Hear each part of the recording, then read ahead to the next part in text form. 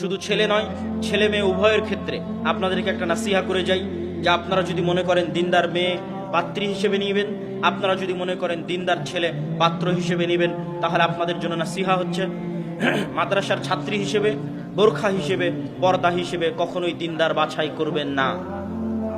আবারও বলি, মেয়েদের দিনদারিতা দেখার জন্য কখনোই মাদ্রাসার ছাত্র, কোরআনের হাফেজ, দাওরা পাশ এবং পর্দা দেখবেন না। কি দেখবেন?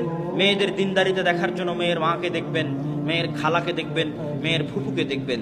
মেয়ের মা, খালা, ফুফু যদি নরম আচরণ, ভদ্র ব্যবহার, শালীনতার মধ্যে থাকে, সংসার টিকে আছে, তাদের নামে কোনো দুর্নাম নাই, তাহলে মেয়ে জেনারেল লাইনেও হলেও দিনদারিতা।